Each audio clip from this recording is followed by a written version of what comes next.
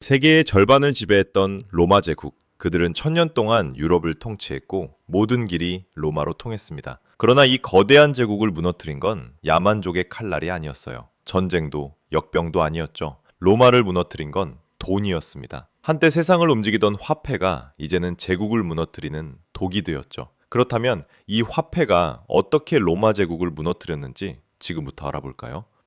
로마의 경제는 세금이 아니라 전쟁에서 시작됐습니다. 국가의 부는 생산이 아니라 약탈로 쌓였죠. 기원전 3세기 로마는 포에니 전쟁에서 카르타고를 무너뜨렸습니다. 그 결과 지중해의 패권을 손에 넣었죠. 그 전쟁에서만 5만 톤의 은이 로마로 들어왔어요. 당시 로마의 100년치 세입에 맞먹는 규모였습니다. 그 은이 로마의 화폐 시스템을 만들었습니다. 데나리우스 들어보셨죠?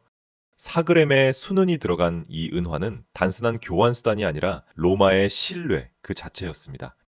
모든 로마 시민의 급여, 세금, 물가가 이 데나리우스를 기준으로 계산됐어요. 오늘날로 치면 달러 혹은 원화의 기준 통화 같은 거였죠. 병사들은 은화로 급료를 받았고 상인들은 은화로 세금을 냈습니다. 새로운 영토를 점령하면 광산이 열렸고 전리품이 쏟아졌어요. 스페인의 리오틸토 은광, 다키아의 금광, 정복은 곧 화폐의 공급이었습니다. 1세기 말 트라이아누스 황제 시대, 로마의 국고는 절정에 달했습니다.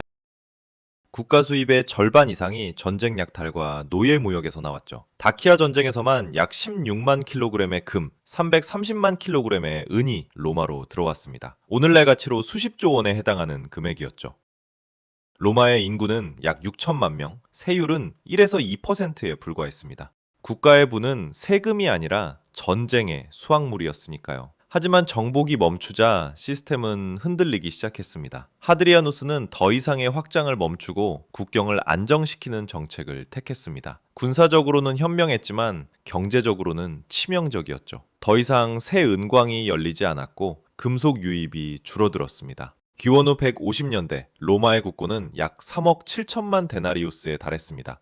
병사 30만 명의 1년 급여에 맞먹는 규모였지만 그중 70% 이상이 군사비로 소모됐습니다. 군단의 급여, 무기 제작, 식량 조달, 도로 보급망 유지에 들어가는 돈이 눈덩이처럼 불어났어요. 전쟁은 끝났지만 평화를 유지하는 데 드는 비용은 오히려 더 커졌죠. 로마의 도시는 여전히 화려했지만 로마의 경제 체계는 점점 위태로워지고 있었어요.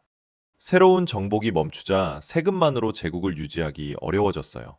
속주에서 들어오던 은과 금이 줄어들었고 광산도 점점 고갈되었죠. 그 결과 로마의 경제는 생산이 아니라 과거의 부를 녹여 쓰는 구조로 변했습니다. 황제들은 하나의 방법을 선택했습니다. 바로 화폐의 희석, 즉 은 함량을 줄이는 것이었어요. 기원은 64년, 네로는 처음으로 데나리우스의 순도를 낮췄습니다.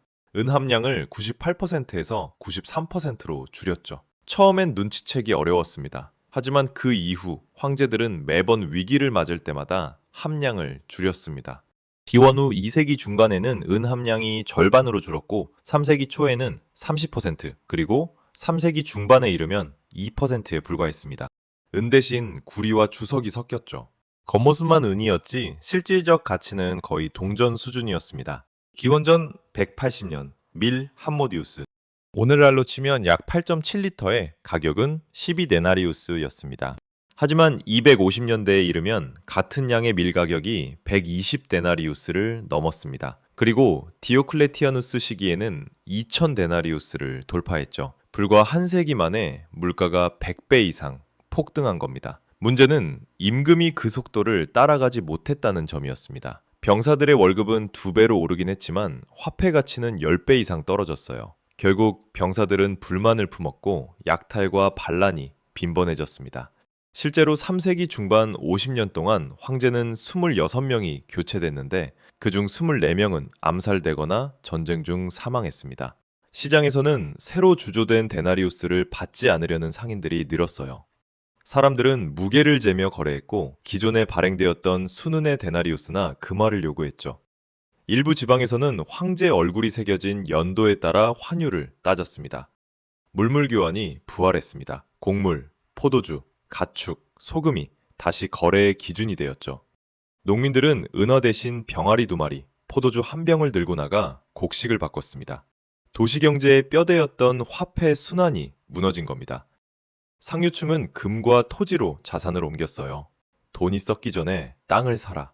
지주계층은 거대한 농장을 사들이며 식량 공급망까지 장악했습니다. 서민과 병사들은 값싼 동전만 쥔 채 물가 상승을 견뎌야만 했습니다. 세금은 여전히 화폐 단위로 거쳤지만 그 화폐의 가치는 하루가 다르게 떨어졌기 때문에 로마는 세금을 실물로 전환했어요. 곡물, 가축, 직물, 심지어 철광석까지 세금은 돈이 아니라 물건이 되었습니다. 농민들은 세금을 내기 위해 가족의 땅을 팔았고 빚을 갚지 못한 자는 자신의 노동력을 담보로 내놓았습니다. 이 시기에 몰락한 농민들이 바로 중세 농노제의 전신 콜로누스 계층이 되었습니다. 301년 디오클레티아누스는 물가 폭등을 막기 위해 가격 통제령을 내렸습니다. 밀 한 자루의 가격, 신발 한 켤레의 가격, 심지어 노동자의 하루 품삯까지 일일이 국가가 정했죠. 명령을 어긴 상인은 처형되었습니다. 하지만 시장은 멈췄습니다. 상품은 사라졌고 암시장이 번성했습니다. 사람들은 국가가 정한 가격표를 무시하고 실질 가치에 따라 거래를 시작했죠. 결국 국가는 물가의 상승을 막지 못했고 오히려 신뢰만 더 빠르게 잃었습니다. 국가가 신뢰를 잃자 사람들은 더 이상 제국의 보호 아래 살고 싶어 하지 않았어요. 세무관이 말을 타고 마을에 들어서면 농민들은 논밭을 버리고 산속이나 폐허가 된 신전 근처로 숨어들었죠. 이건 단순한 행정 실패가 아니라 제국의 경제 인프라가 무너졌다는 신호였어요. 이 시기 로마의 인구는 약 5천만 명 수준이었지만 그중 3분의 1은 세금 체계의 통제 밖에 있었어요. 국가의 행정력이 미치지 못하는 지역이 급속히 늘어나면서 제국은 더 이상 모든 국민으로부터 세금을 걷는 국가가 아니었죠. 도시들은 점점 비어갔습니다. 한때 상업 중심지였던 안티오키아와 시리아 속주 도시들은 세금과 전쟁, 역병으로 황폐해졌죠. 국고가 바닥나자 로마는 지방의 상인과 귀족에게 세금 징수를 위탁했어요. 하지만 그들은 국가의 재정을 메우기보다 자신의 부를 지키는 데 더 열중했습니다.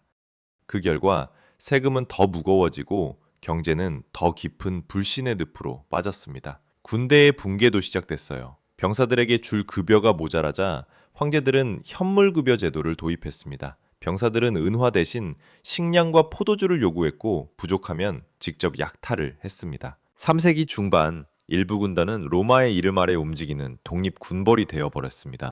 제국은 이제 외부의 적보다 내부의 용병을 두려워했죠.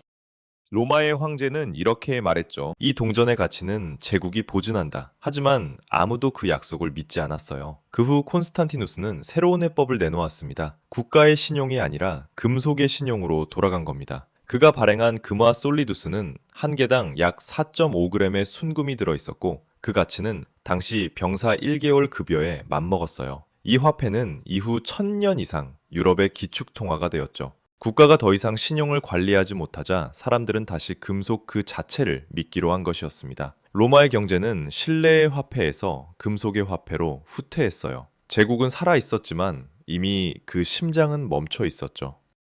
게르만족의 침입은 단지 마지막 일격이었습니다. 그들이 무너뜨린 것은 성벽이 아니라 껍데기뿐이었죠. 로마는 전쟁으로 태어나 전쟁의 부재로 죽은 국가였습니다. 확장이 멈추자 세금이 줄었고 정복이 사라지자 약탈도 사라졌어요. 그 결과 국가는 시민에게서 남은 것을 짜내내는 방식으로 생존을 연장했죠. 하지만 시민이 떠나자 제국은 텅 빈 껍데기만 남았습니다. 돈이 있지만 돈이 작동하지 않는 사회. 그게 바로 3세기 로마의 실체였어요.